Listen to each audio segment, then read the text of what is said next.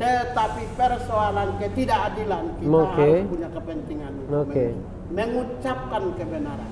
Kita mengucapkan kebenaran. Ketika orang-orang Islam itu mereka merasa teraniaya, kita lihat dengan mata kepala. Mereka mendapat ketidakadilan.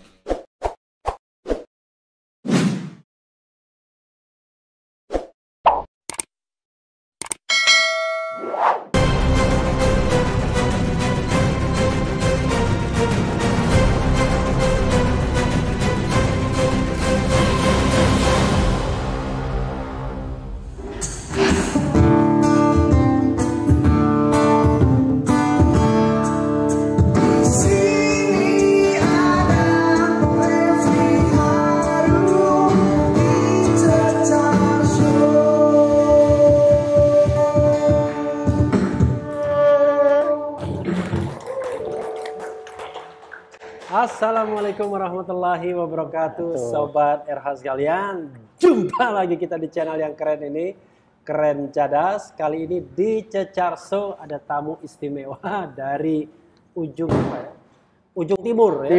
Ujung timur Indonesia.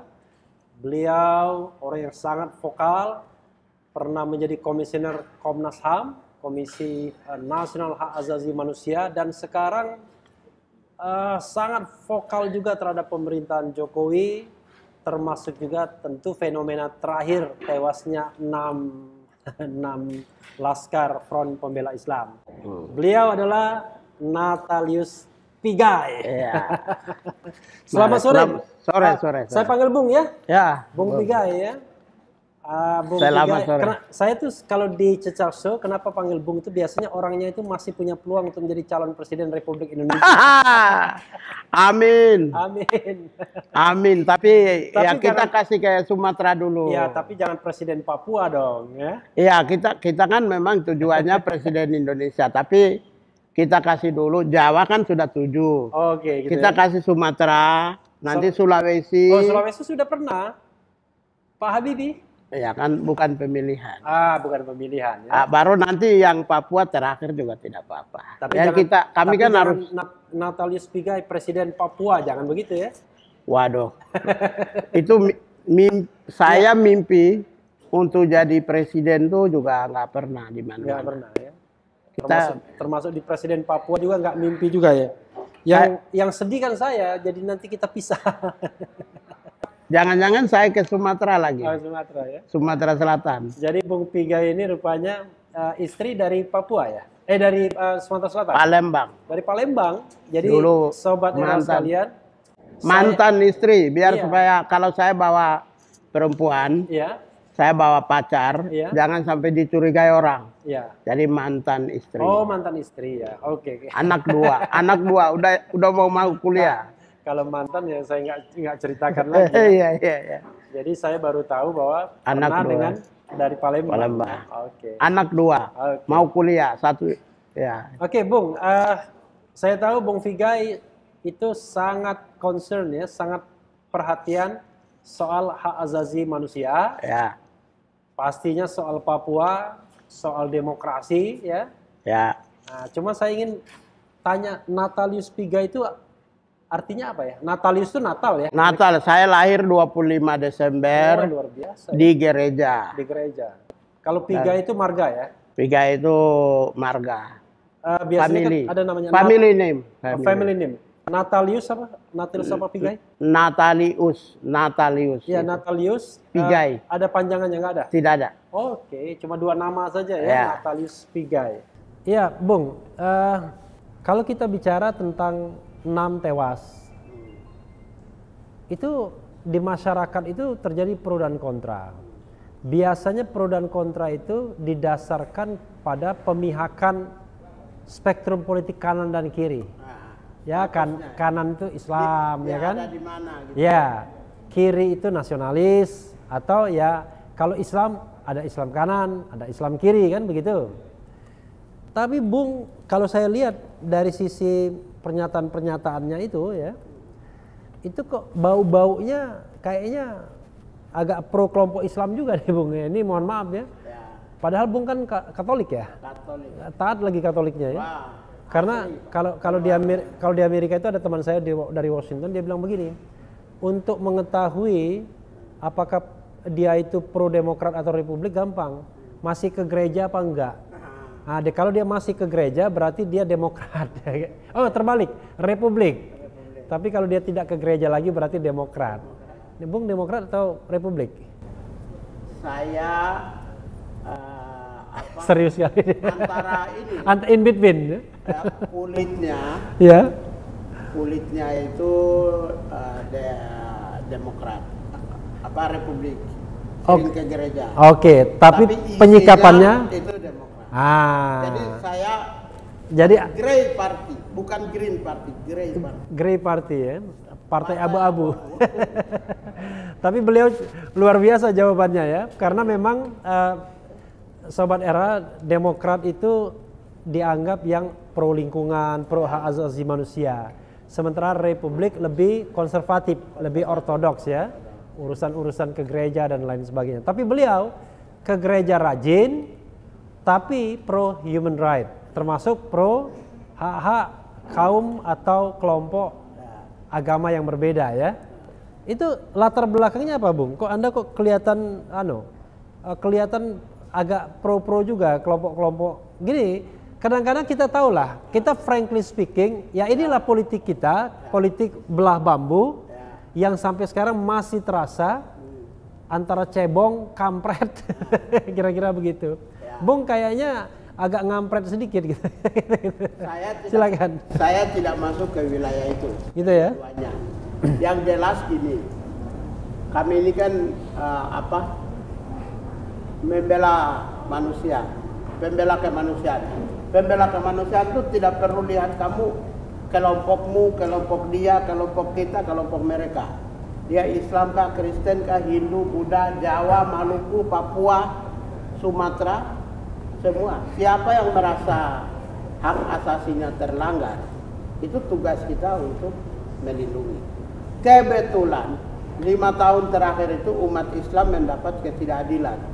5 tahun terakhir ini dihitung mundur dari sekarang? Ya, dihitung mundur dari sekarang. Berarti mulai pemerintahan Presiden Jokowi kira-kira gitu. Itu umat Islam mendapat ketidakadilan.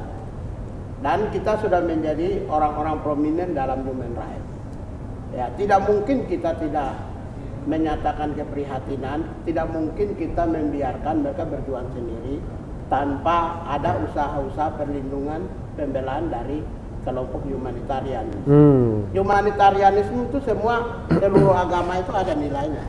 Lintas agama ya, lintas suku, lintas kelompok. Jadi gitu kalau ya? membela manusia jangan lihat dia itu pakai jilbab kah, tidak pakai jilbab kah, dia Kristen kah, pakai salib kah, itu tidak perlu. Terlalu keras banget. Iya. Padahal kita tegas. Tegas itu memisahkan antara ini tegas benar atau tegas terukur ini? Tegas terukur. Kita memisahkan antara humanitarianisme. Tegas terukur itu kata Kapolda Metro Jaya, tegas terukur. Tegas. Jadi kita memisahkan antara humanitarianisme, memisahkan untuk menjaga supaya kelestarian hak asasi manusia, perdamaian, demokrasi, keadilan. Karena abad sekarang itu adalah human right millennium. Iya. Karena itu tidak mungkin orang yang membela kemanusiaan itu membela berdasarkan keluarga, suku, agama, dan ras antar golongan. Jadi yang bisa menjelaskan seorang Natalius Pigai terlihat pro kelompok Islam ya? Saya tidak pro kelompok Islam. Oke. Maaf. Iya. Kalau disuruh pilih agama jelas saya Katolik. Disuruh pilih Tuhan, saya pilih Tuhan Yesus. Oke. Dan itu tidak akan bisa ada yang bisa ganggu saya. Tetapi persoalan ketidakadilan kita harus punya kepentingan untuk mengucapkan kebenaran. Kita mengucapkan kebenaran. Ketika orang-orang Islam itu mereka merasa teraniaya, kita lihat dengan mata kepala. Mereka mendapat ketidakadilan.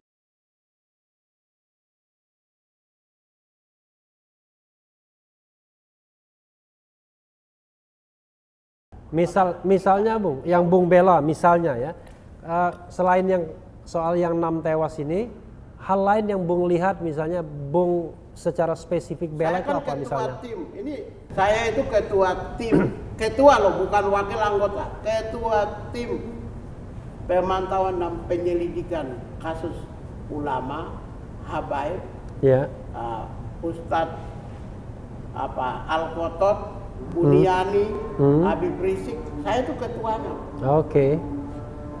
Dan dalam perjalanan kasus yang dihadapi oleh Habib Rizik itu kontribusi saya ada 5% meskipun tidak perlu saya, kalau muluk-muluk juga bisa saya hitung. Bisa saya hitung, tapi saya ada di dalamnya. Kasus yang mana? Berbagai kasus yang sampai Habib Rizik bisa landai dengan tenang di Indonesia. Mulai dari dalam negeri sampai luar negeri kembali ke tenang. Paling tidak ada 5% ya? Paling tidak ada 5% Natalius Pigai di situ.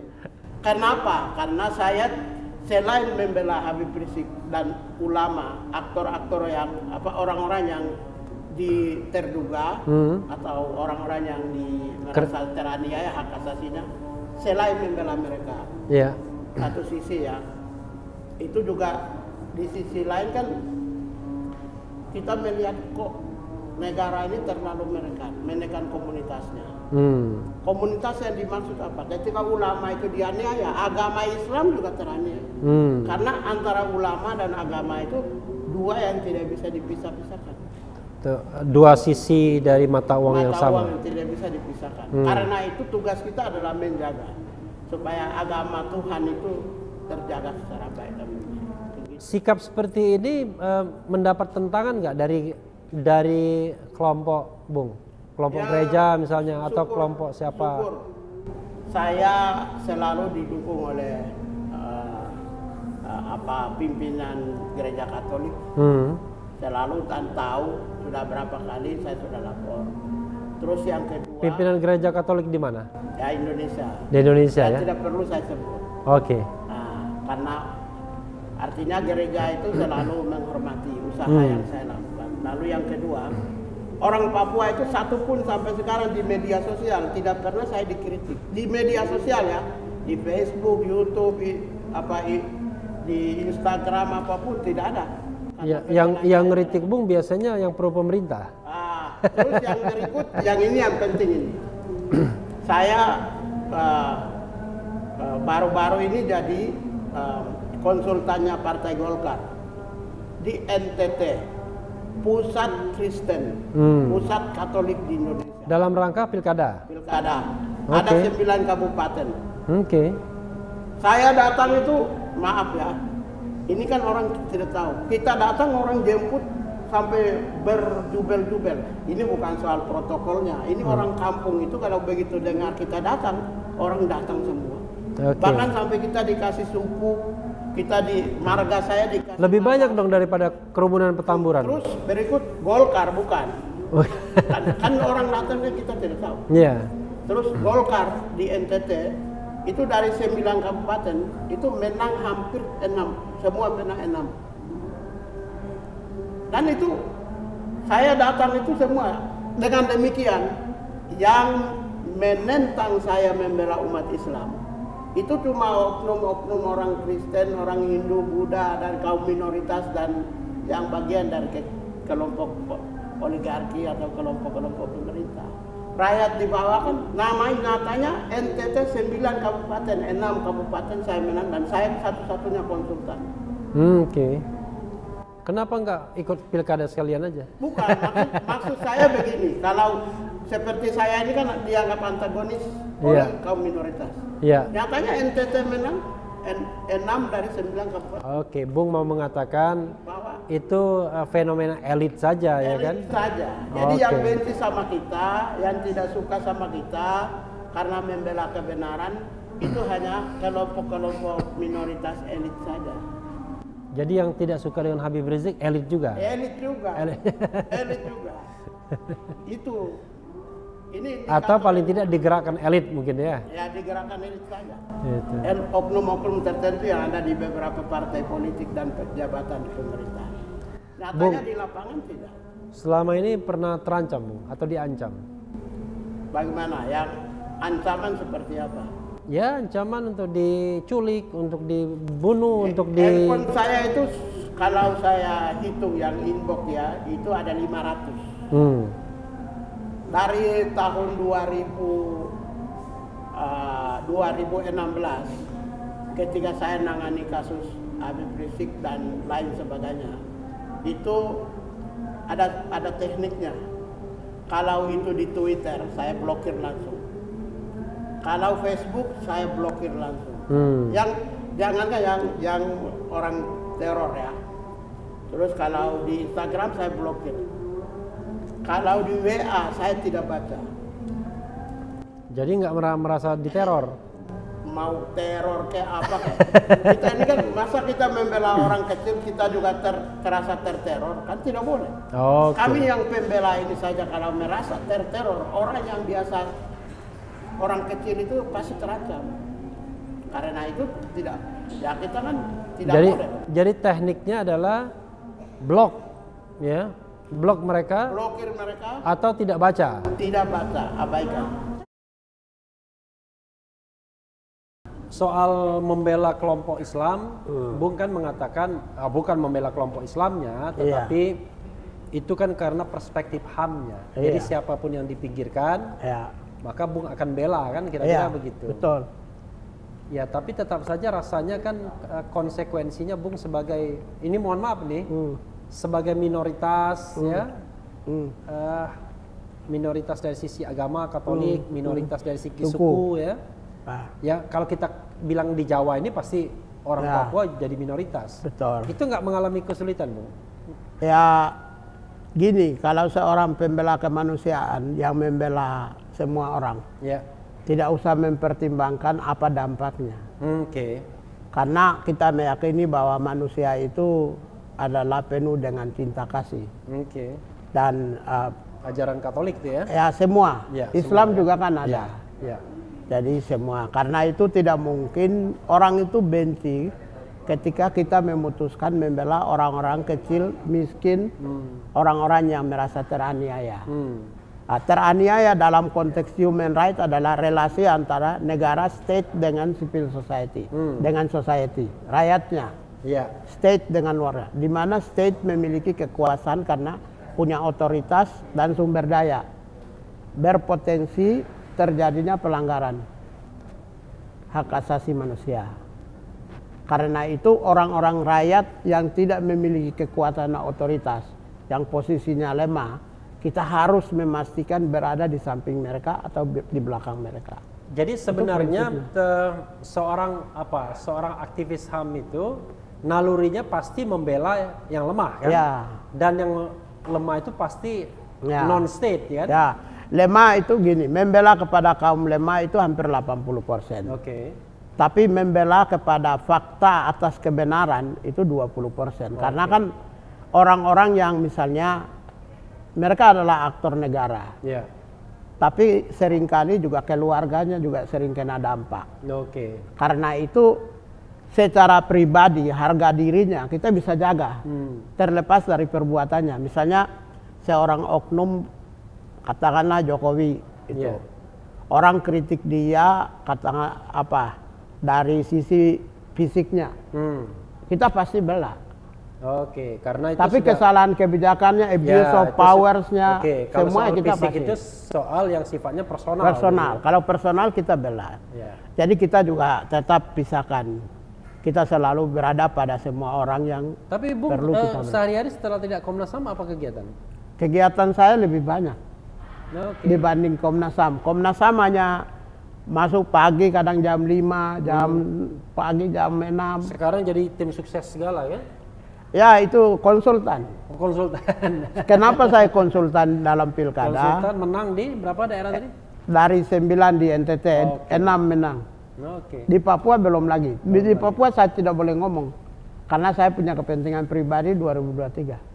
Nanti kalau lawan tahu bahwa bupati ini punya saya, nanti lawan lain masuk angin.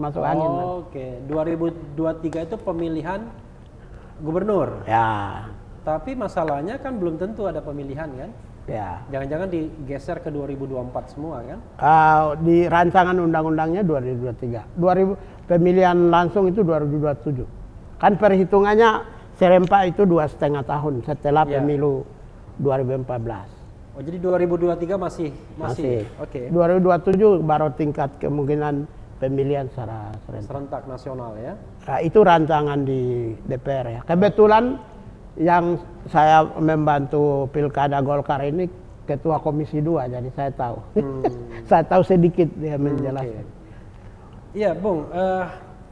Ada closing statement pada bagian ini soal. Oh, sebelum closing statement begini, saya ingin lihat ada nggak latar belakang spesifik ya, sehingga yang membuat Bung itu jauh lebih pluralis cara pandangnya. Padahal kalau begini, padahal kan pasti kan tradisi agama Bung cukup kuat kan, biasanya orang-orang di sana gereja dan lain sebagainya, apalagi Katolik kan. Tapi ada nggak pengalaman spesifik yang membuat kemudian Bung lebih merasa bahwa membela penganut agama lain kalau dia dizalimi itu kewajiban? Iya, pengalaman spesifik dari garis keturunan sudah pasti ada, tapi lebih-lebih itu ajaran Katolik kan universal. Lihat aja mana Katolik itu pernah beda-bedakan rumah sakitnya, sekolahnya, agama tidak pernah. Dia selalu hadir di tengah-tengah semua orang. Karena itu ajaran agama itu membentuk saya untuk membela semua, dan semua agama Katolik, misalnya ya, benar-benar agama Katolik sudah dipastikan berada di atas semua golongan. Kalaupun ada orang Katolik di dalam partai politik seperti ruling party misalnya, orang nomor 2-nya itu yang kekecualian. Tapi kalau bawa umatnya dan tokoh agamanya itu pasti. Lalu yang kedua orang tua saya sendiri kan. Orang tua saya mungkin saya tidak perlu jelaskan. Keberadaan orang tua saya yang memimpin pimpinan. Orang tua masih sekarang? Sudah meninggal. Oh, sudah meninggal ya. Tahun berapa?